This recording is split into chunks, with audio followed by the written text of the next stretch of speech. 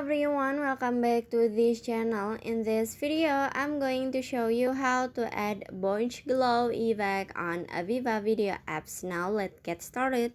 First, after you open your VivaVideo apps, you just click on the all effect at bottom. This one. So you just click on it, and after this you can click on the bunch.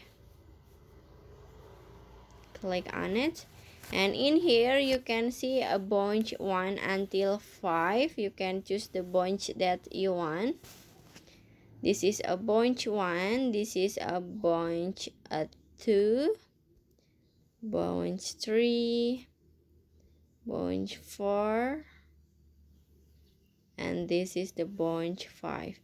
But in here I want to try to add a bunch 3, so you just click on the bunch 3, and after this click down in here and finish. So that how to add a bunch glow effect on a VivaVideo apps. I hope you found this video to be helpful. If you enjoy with the content, please consider like, comment, and subscribe down below. Bye bye.